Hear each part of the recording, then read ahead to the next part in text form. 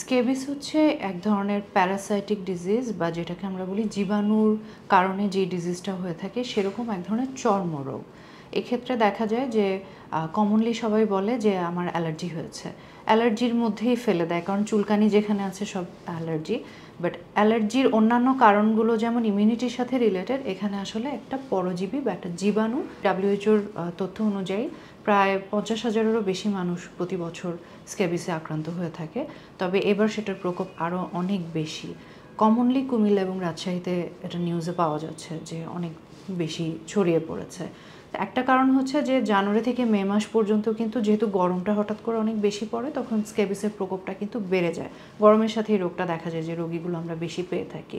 তারপরে যেই এলাকাগুলোতে একটু ঘনবসতি বেশি বা যে সমস্ত জায়গায় একই জায়গায় খুব ক্লোজ কন্ট্যাক্টে বেশ মানুষজন থাকেন, যেমন মাদ্রাস থেকে রোগীরা আসলে লক্ষণগুলো দেখতে পান। এবং এটা শুরু হয় খুব কমনলি আমাদের ফিঙ্গার ওয়েব বলি বা আঙুলের এই ভাঁজগুলো, যেখানে চামড়াটা খুব নরম থাকে আসলে, এখান থেকে দেখা যায় যে চুলকানিটা শুরু হয়। ছোট ছোট পানির দানার মতো দেখা যায়। এটাকে অনেক সময় এক্সিমা আছে এক ধরনের, আমরা পম্ফোলিক্স বলি, সেটার সাথে অনেকে গুলিয়েও ফেলে। তো শুরুটা হয় এখান থেকে।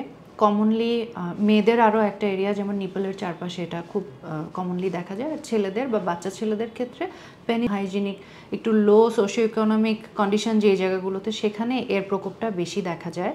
তো এক তো হচ্ছে সঠিক চিকিৎসা নেওয়া।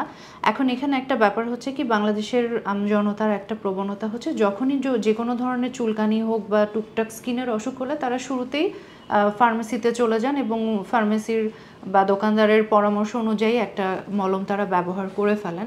এবং সবচেয়ে বড় ভুলটা হয় কি, অন্যান্য চুলকানির ক্ষেত্রে যেমন স্টেরয়েড দিয়ে ফেলে, এক্ষেত্রেও স্টেরয়েড দিয়ে ফেলে। এই ধরনের প্যারাসাইটিক ডিজিজে যখন প্রথম স্টেরয়েড দিয়ে ফেলে, তখনই কিন্তু এর সংক্রমণটা অনেক হারে বেড়ে যায়।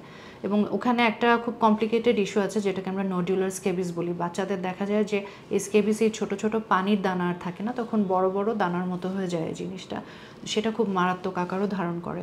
এখানে মানুষের একটা সচেতনতার প্রয়োজন আছে যে চর্মরোগ, বিশেষত স্কেবিস যেহেতু এখন প্রকোপটা বেড়েছে, যারই এই ধরনের চুলকানির সমস্যা হবে অবশ্যই একজন চর্মরোগ বিশেষজ্ঞর কাছেই যেতে হবে।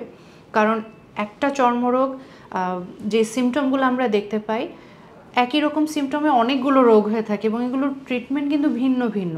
সো এখানে মানুষের সচেতনতা সবার আগে দরকার। তারপরে হচ্ছে প্রপার চিকিৎসা, এবং চিকিৎসকরা কিন্তু কিছু উপদেশ দিয়ে থাকেন। শুধু যে আপনি ওষুধটা ব্যবহার করবেন তা না, ওষুধ ব্যবহারের পর কিছু পার্সোনাল হাইজিন মেনটেন করতে হয়। যেমন চিকিৎসা নেওয়াকালীন সময় একই সঙ্গে পরিবারের সবাইকে চিকিৎসা নিতে হবে। দ্বিতীয়ত হচ্ছে যখন ওষুধটা লাগাবে বা খাবে, একই সঙ্গে তার ব্যবহারের কাপড়, বিছানার চাদর, ব্যবহারের জিনিসপত্র যা কিছু আছে সেগুলোকেও একদম গরম পানি দিয়ে ধুয়ে রোদ্রে শুকাতে হবে। যাদের ওভাবে রোদ্রে দেওয়ার অপশান নেই তাদের ক্ষেত্রে গরম ইস্ত্রি দিয়ে ভালো করে প্রেস করে নিতে হবে। তাহলে ওই জীবাণুটা মরে যায়, তখন এটা আবার হওয়ার প্রবণতাটা কমে যায়।